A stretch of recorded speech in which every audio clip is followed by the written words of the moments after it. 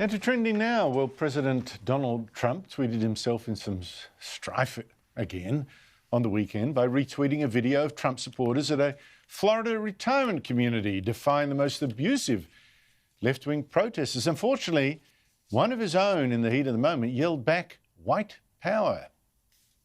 White power! Yes, there you go, white power.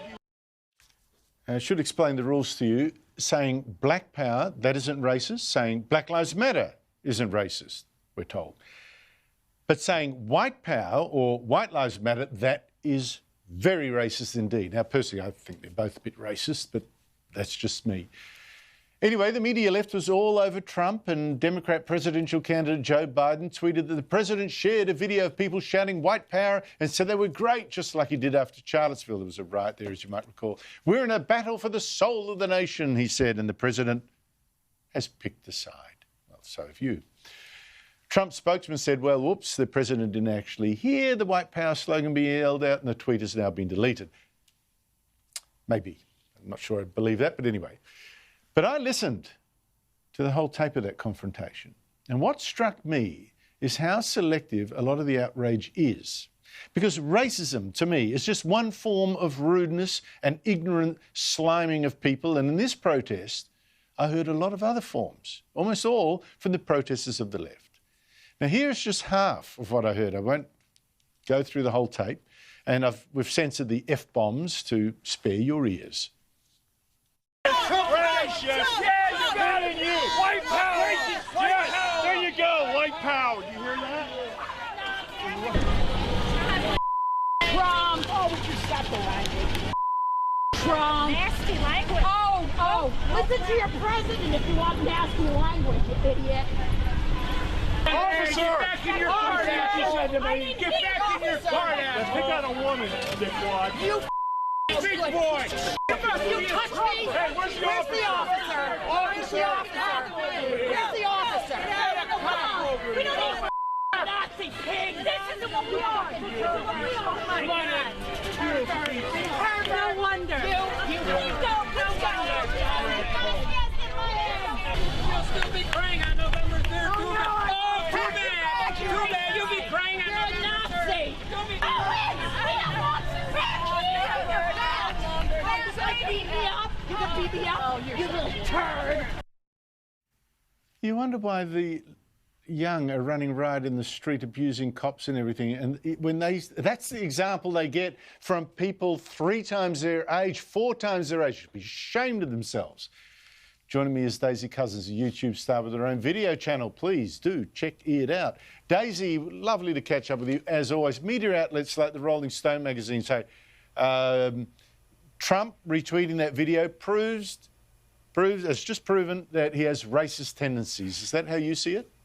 No, of course not, Andrew. Oh my God, this is just another opportunistic media thing. And then you've got Joe Biden again spreading news about how Trump apparently thinks white supremacists are great. I'll tell you what, Andrew, Biden has actually made similar claims about Trump before. He said a little while ago that Trump has never condemned white supremacy. Well, I'll tell you what, there is an entire Snopes article debunking Biden's claim that Trump has apparently never condemned white supremacy. That's nonsense. He's actually condemned it a number of times. Biden knows that, but there he is again shamelessly spreading fake news because they've got an election coming up. I mean, it's so unscrupulous.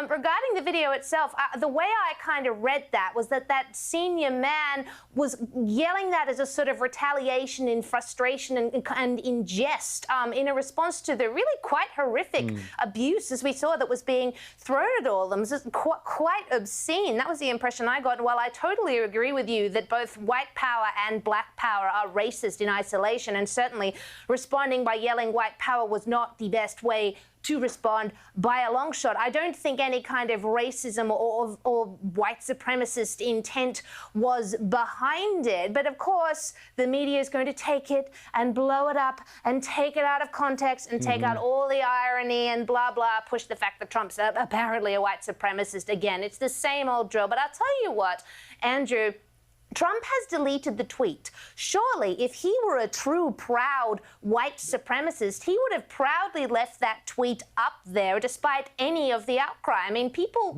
forget white supremacists are very happy to admit that they are white supremacists, and Trump is certainly not doing that. That's absolutely true. And I really have to say, I'll say it again, you know, if you're against racism on moral grounds, as I am, then you're against all forms of gratuitous nastiness to classes of people, whether it's their race, their weight, their hair, colour, hair, their whiteness or whatever. And if you're not, then it's not just about morality for you. You're driven by a love of power. Now, Daisy, explain to me something that makes me suspicious. A growing list of companies have said that they are boycotting Facebook. Now, they won't advertise there because of his alleged failure to stop the spread of hate, they claim. We're talking about companies like Honda and North Face and Ben & Jerry's, very woke. Coca-Cola and Starbucks, they say they're cancelling all social media advertising, not just Facebook. Now, it sounds to me like this is an attempt to get corporate censorship of Facebook particularly, and hate speech, you see, often tends to be simply speech the left hates, and that's what they want to do.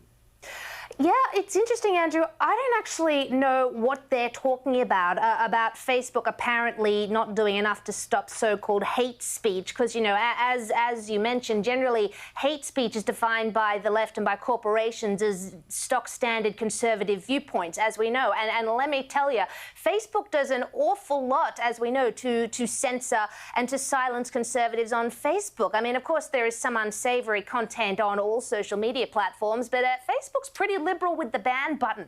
So my feeling here is that unless these corporations have suddenly done a backflip and they've decided that rampant left-wing abuse of conservatives is classed as hate, which of course they don't, this is all, I think, tied to an activist campaign called #StopHateForProfit. And I've noticed, Andrew, that ever since Mark Zuckerberg started talking about free speech and he started meeting with people like Tucker Carlson from Fox News to talk about it, activists have had a real ping-on about Facebook. And so I think this is kind of part of that. And these corporations are desperate for publicity and also terrified their factories are going to be burnt down by activists. So they've jumped on this because, again, there is an election coming up very soon in the USA, and the less pro-Trump content they have on Facebook, for them, the better. I think you've nailed it. They want Facebook to do what Mark Zuckerberg says it won't, and that's do what Twitter does right now, and slam Trump and censor his tweets and all that to try and suppress that side of the argument. I just think there's something very sinister going on. Thank God that we've got good people watching this show that put up their own money, hear an alternative point of view that you are not likely to get for much longer around most of the rest of the media. The new race warriors, Daisy, they're seeing racism absolutely, you know, this hate speech, this racism everywhere. For instance, the BBC's Country File program, which is supposedly about celebrating the beauty of the British countryside, has now gone all Black Lives Matter with its latest program, saying, while Presenter Dwayne Fields found solace in the landscapes of the UK and beyond, many in black, Asian and minority ethnic groups see the countryside as being a white environment. Who would have thought that a lot of whites in country England, and who would have thought that this is in fact a race problem? But even nuttier, I want your take on this. This one here, because I'm just running out of time. I'm going to run the two together. Two very influential food publishing companies, including the same BBC, now reviewing their recipes, Daisy, for cultural insensitivity, because race warriors complain that chefs appropriated dishes of other cultures without crediting the foreign cultures. For example, BBC saying an Asian chicken salad was just an Asian chicken salad without praising the particular bit of Asia it came from. Are we going stark staring mad? Drew, wouldn't it be wonderful if the biggest problem you had in life, that thing that motivated you to speak out and be an activist and all of that, was the fact that you didn't like the way some food companies were portraying certain Asian dishes? I mean, if that were the biggest problem in my life, I think I'd be doing pretty well. This is just proving that progressives are about the most indulged class of people in all of human history. I mean, remember, there was a study that, for example, came out of the US in 2018 called Hidden Tribes about various political tribes in America.